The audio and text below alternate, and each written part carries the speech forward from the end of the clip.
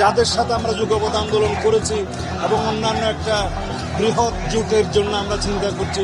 আমরা আশাবাদী যে বিএনপি একটি সঠিক সিদ্ধান্ত নিবে। ত্রয়োদশ জাতীয় সংসদ নির্বাচনের তফসিল ঘোষণা হলেও বিএনপি নেতৃত্বাধীন যুগপৎ জোটে এখন গভীর অস্থিরতা। মিত্রদের আসন বন্টনের দাবি মেটানো নিয়ে সৃষ্টি হয়েছে তীব্র টানাপোড়েন। 29টি শরিক দল গেল বুধবার বৈঠক করে বিএনপির স্পষ্ট অবস্থান জানতে চেয়েছে। তাদের দাবি এটা কোনো দয়া দাক্ষিণ্য নয়, বরং আন্দোলনের ত্যাগের ন্যায্য মূল্যায়ন। এদিকে বিএনপির ঘোষিত 272টি প্রার্থী তালিকায় গুরুত্বপূর্ণ মিত্রদের 6টি আসনে তাদের মনোনয়ন প্রত্যাশী নেতাদের নাম না থাকায় ক্ষোভ চরমে।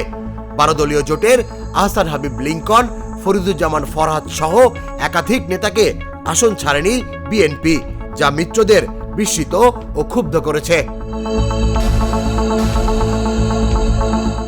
এই ফাটলের দিকে তীক্ষ্ণ নজর রাখছে পরিবর্তিত পরিস্থিতিতে বিএনপির প্রধান প্রতিদ্বন্দ্বী জামায়াতে ইসলামী। দলীয় সূত্র বলছে, জামায়াত নীরবে মনোনয়ন বঞ্চিত নেতাদের সঙ্গে নিয়মিত যোগাযোগ রাখছে। শেষ পর্যন্ত সমঝোতা না হলে তাদের নিজেদের প্রতীকে প্রার্থী করার গোপন চুক্তির সম্ভাবনাও রয়েছে।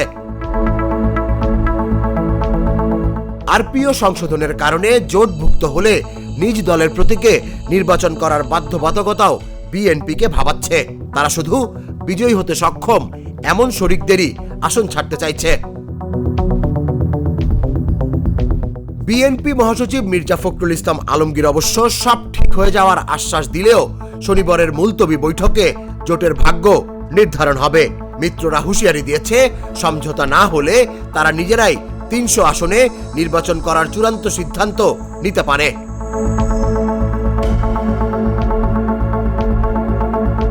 এখন প্রশ্ন হলো, বিএনপির নির্বান্ধব কৌশল কি শেষ পর্যন্ত জামাতের হাতে নতুন অস্ত্র তুলে দিবে? তুষার ইসলাম, জাগো নিউজ। দুধার চকলেটে একাকার হয়ে ওঠা প্রাণ লেয়ার সম্পর্কের মিষ্টি ম্যাজিক।